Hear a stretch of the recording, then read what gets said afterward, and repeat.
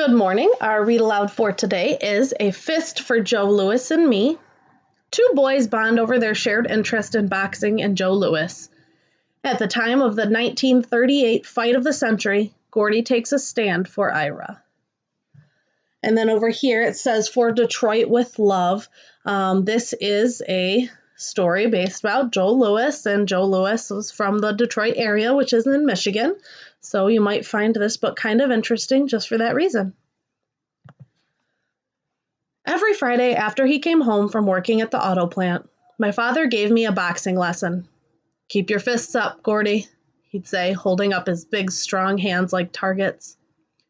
Then after dinner, we'd listen to the Friday night fights on the radio. Everyone did in Detroit, especially when Joe Louis was boxing. Detroit made two things: great boxers and cars. Millions of cars. But when the Great Depression came, people stopped buying cars. Times got hard in Detroit, but we still had Joe Louis in our corner. By 1937, there was talk of war with Nazi Germany. That fall, my father lost his job, and his big, strong hands turned into tense, clenched fists. So my mother started sewing for Mr. Rubenstein, a tailor. The Rubensteins had fled from Nazi Germany so they would be safe. "It's not much money," she said, "but it will keep us in groceries." On Mondays, Mr. Rubenstein and his son, Ira, delivered pieces of sewing to my mother. "Gordy, you and Ira go out and play. Mr. Rubenstein and I need to go over this work." Ira was the new kid in my class. I'd never played with him, so I asked, "What do you want to play, Ira?" Ira looked down and shuffled his feet. "Boxing," he answered shyly. "Boxing?" I asked with surprise. "What do you know about boxing?" Everyone in Detroit knew about boxing, but Ira hadn't been here long. "Not much, but I listened to the Friday night fights with my father. Our favorite boxer is Joseph Louis." Again, I was surprised. We listened too, at least we used to. After my father lost his job, he lost interest in boxing and the Friday night fights. "First of all, Ira, it's Joe Louis, not Joseph Louis. Detroit is Joe Louis's hometown. He got his start here. Detroit is Joe Louis, and Joe Louis is Detroit, okay? Now put up your dukes."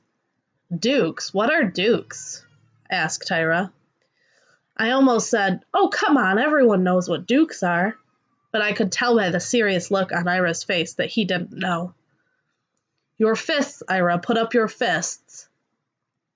I was taller than Ira, and my hands were big like my father's. When I put up my fists just to show Ira, he jumped back. Are you going to hit me?" "Gosh, no, Ira. I've never hit anyone in my life." From then on, when Mr. Rubenstein delivered sewing, Ira and I would pretend to box out in the back alley behind the garage. I showed Ira how to bob and weave and protect his face. Sometimes Ira got to be Joe Louis, and sometimes I did. Then Ira would have to be Max Schmeling, the German, Joe's biggest opponent. We'd spar, bob, and weave, then throw fake punches and act out pretend knockouts. We'd make sounds like the cheering crowds. We never hit each other. One day I said, "Ira, we need to make up some boxing names." Ira grinned. "Okay, I'll be Iron Ira, and you can be Gordy Steele." "Yeah," I laughed. "We're iron and steel, tough and strong, just like Detroit." Ira laughed too. Now it felt like Ira had always been a Detroit kid, like me. Then, one day at school during recess, Nicky Benkowski started picking on Ira, calling him skinny and puny. Nicky was older and bigger than both of us. At first, Ira ignored him, but Nicky wouldn't stop. He shoved Ira, then it happened. Ira turned and put up his dukes. Nicky laughed, but Ira didn't back down. "No, Ira, don't," I shouted. "He'll flatten you." Just then a teacher came out on the playground, so Nicky backed down. "Watch your back, you skinny little punk. We've got unfinished business." I wondered then, has anyone ever yelled at Joe Louis like that? What would he do? That spring, Detroit was rainy and gloomy, which matched my father's face. When Mr. Rubenstein and Ira came, my father would disappear into the kitchen. It bothered him that he was still out of work and my mother was paying for more than groceries now. One day, Mr. Rubenstein followed him and started talking about boxing. How about that Joseph Lewis, huh? And this rematch with the German Max Schmeling? They're saying the German is superior and Lewis can't win. They're calling it the fight of a century. But it feels like a fight between America and Nazi Germany, no? My father looked surprised. You know about this fight? Plenty I know, Mr. Rubenstein said. My people and your people, we have much in common, Mr. Williams. This fight is for us, too. I didn't know what Mr. Rubenstein was talking about, but my father did. It's for all of us, he said as he stood and reached out his big hand. Mr. Rubenstein reached out his hand, too. I wasn't sure why, but their handshake felt important, like reaching across something far greater than our kitchen table. After that, we never missed the Friday night fights on the radio. They were building up to the big rematch between Joe Louis and Max Schmeling for the World Heavyweight Championship. It was so important they were holding it in Yankee Stadium on June 22nd. I couldn't wait. But that day after school, Nicky Benkowski cornered Ira and me in the back alley. Immediately, Ira put up his dukes. I knew Joe Louis wouldn't let Ira go it alone. Sometimes you have to do the right thing, even if you don't want to. So I stepped in front of Ira and put up my dukes. Okay, Gordy, you want to go first? I can whip both of you easy. Nicky was big and clumsy. He came at me like a bull and took a swing, but I bobbed.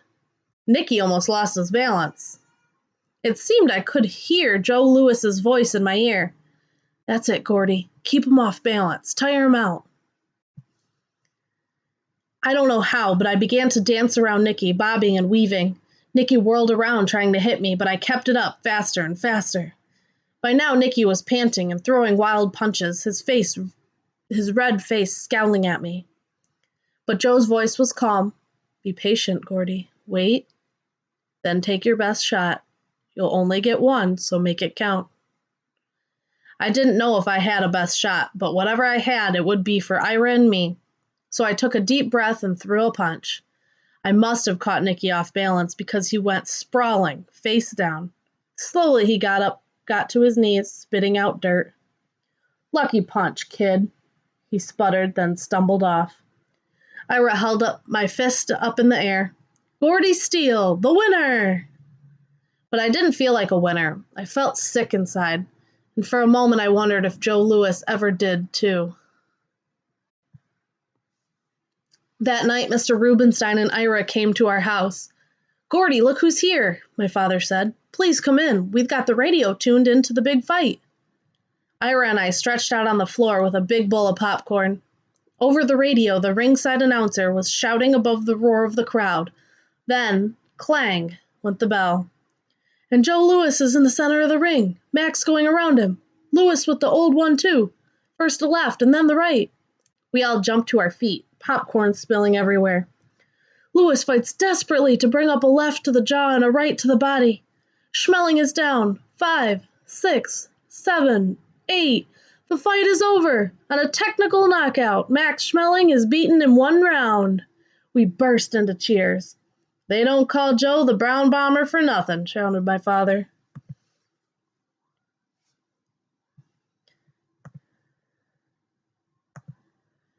Later, Ira and I slipped outside to the back alley. The street light had just come on, so we shadow boxed against the garage wall. That night, we both got to be Joe Louis, the Brown Bomber, the champ. When our fathers came outside, Mr. Rubenstein took Ira's hand. Time to go home, son, he said. My father reached for my hand, too. Then he shook Mr. Rubenstein's hand goodbye. And for a moment, the 4 of us stood there, hand in hand, quietly connected. That night, I felt as strong as Joe Louis. The fight of the century had lasted only 2 minutes and 4 seconds, but I knew it would be with Ira and me for the rest of our lives.